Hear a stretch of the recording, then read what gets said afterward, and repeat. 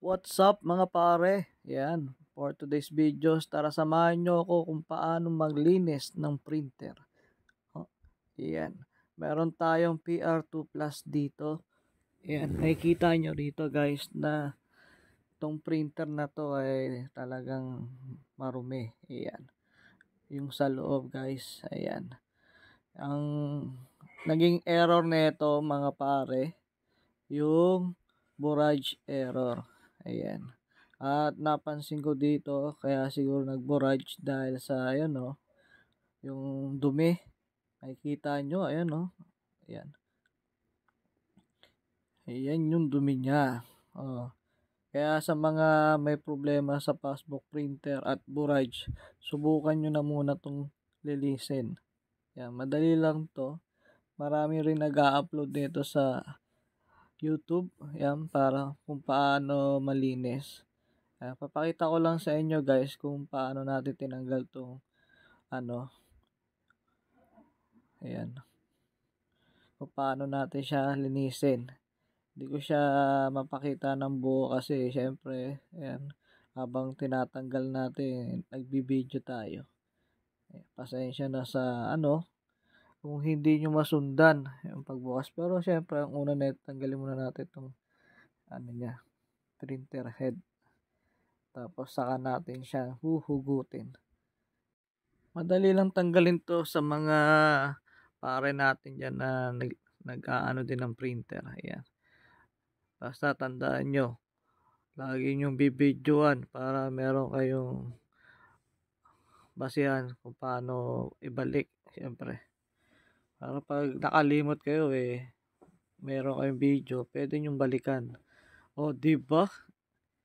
Ayan, medyo nahirapan na tayo. Ayan, nag-cut na tayo. Ayan, tinatanggal ko muna yung printer head bago maglinis. Ayan, kita nyo.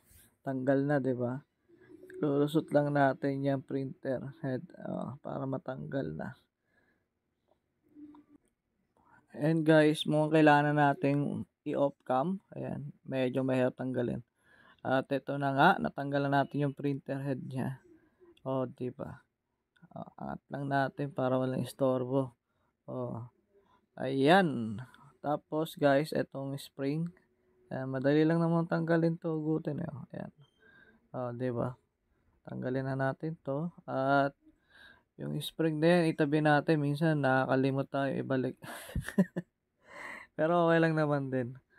Basta nakalock dito. Ayan, may lock naman siya dito. Ayan. At tatanggalin na rin natin to. Ayan. Ganyan lang yan para mahugot natin. Tumalsik dun.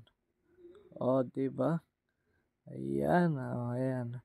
Ayan guys, pag nawala yan, medyo magluluwag yan. Problema kayo dyan, kaya dapat may balik. Tapos eto guys yung hahatakin nyo para matanggal. Ayan, isang hugot lang yan, di ba? Tanggal na. Ayan, napakarumi niya, no? Ayan din yung mga isa sa mga dahilan kung bakit nagbo-borage yung printer natin. Ayan, yung passbook printer. Kasi madumi. Tapos bukod dyan guys, pwede nyo na rin linisin yung yung sa daanan ng passbook. Ayan. Yung tissue o kaya tela, ayan. Yung kita nyo, tela lang gamit ko dito. Pero pag wala kayong tela, pwede na rin yung tissue para matanggal yung dumi. Ayan, diba? Ganyan, napupunasan nyo lang yan. Tapos, ayan. Ito guys, linisan nyo rin yan. Yung natanggal. Ayan, sinusungkit ko yun. Ayan. Punasan nyo na rin yan. Para malinis. Ayun, kita nyo ba yung dumi na yan? Ayun, dumi, diba? Siyempre, sa tagal ba naman nagamit yung passbook. Tapos, daily. Tapos, Monday to Saturday, diba? Ganun talaga. Tapos, 3 years na siya, ganyan. Kaya, naimbak. Ayun, sa loob niyan, guys, ayun, dumi, At ito na nga, mga parin. Medyo mahirap talaga mag-video. Ayan. Kaya, ito, nilapag ko na siya para mas mapakita ko sa inyo kung paano natin ginagawa. Ayan, di ba? Nilagyan ko lang yung alcohol, yung yung tela. Nilagyan ko ng alcohol. Saka pinampunas ko rito. Di ba? Ganun lang. Sana sa mga printer nyo, gumana to kung may problema, kung borage error tayo, 'di ba? Ganyan lang, punas-punas lang para malinis, tapos punasan niyo na rin ng tuyo, ayan, para yung mga ano, matanggal. Ganyan lang kadali yan mga pare. Diba? Ito yung troubleshooting natin sa passbook printer, sa borage. Ayan, may mga nakikita kasi akong comment paano daw mag-trouble ng borage. Sana makatulong to. Ayan. Tapos ayan, ito yung ano, yung pinampunas ko, yun din yung ipupunas ko sa loob ng pinagkakabitan ng printer head. Yung madumi, yan. Pinampunas ko rin muna dito. Ayan. Hindi ko mapakita yung pinupunasan ko, naka-steady. Basta pinunasan lang natin to, yung ano, yung dulo-dulo. Kasi napakadumi talaga yan. Di ba guys? Ganito rin, pwede yung ano, tanggal talaga yung dumi. Ewan ko lang kung di pa matanggal yan. Di ba? Ganun lang. Maglinis ng ating passbook printer. Di ba? Galing, malinis na siya, di ba? Ito guys, kita nyo ba yung dumi? Nakakapit Grabe, no? Ayun yung linisan natin. Di ba? Tapos, ito na, nilipat naman natin sa kabila yung pwesto. Itong video na to, medyo matagal na to. Medyo matagal na to mga pare. Ngayon ko lang nakita Sayang kasi, ginawa natin ng video Ayan. Linis lang. Kaya tayo maglinis, talagang malinis na malinis. Ayun, sinusungkit ko na doon. Di ko na tinanggal guys yung ano niya, kasi minsan nagkakaroon ng parang himulmul pag binabalik na natin. Kaya sungkit-sungkit na lang, pwede naman yun Ayan. Siguro pag medyo malala na, tanggalin nyo. Pero kasi hindi ko na tinatanggal, sinusungkit ko na lang para malinis yung ano. Ayan. Nakailang passbook printer na rin tayo. Ayan. Ganyan lang gawa natin. Okay naman. Di ba? Basta pag paulit-ulit kang nag-aayos ng itong printer, parang basic na lang sa'yo.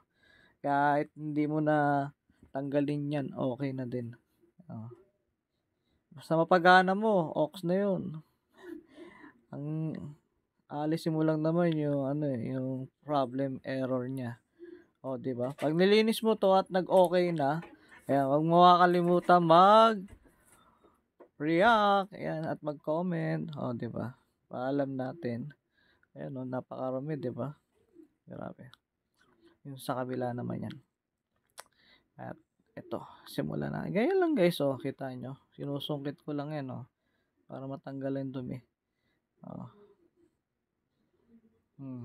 Di ba? Ganyan ka-basic yan pag sungkit-sungkit lang, okay na. Alcohol lang din. Tingnan mo yung daliri ko, dumi. Grabe, no? Ayan. Ganyan lang ginagawa natin. Linis-linis lang. Para maayos yung printer. Diba? Ayun yung dumi. Kapit na kapit. Yung nakita kong gumagawa talaga na itong passbook, tinatanggal talaga yung parang kabitan ng printer head. Tapos saka nilinisan. May panlinis sila Ako kasi pinalilinis ko lang dito, alcohol Tapos tissue, kaya basahan, yan, tela. Sinusungkit-sungkit ko lang. Yan. Basta mapagana natin yung printer. Okay na yun. Nakita ko lang din kasi to one time. Tapos yung ginaya ko na. Tapos nag-approve. Yan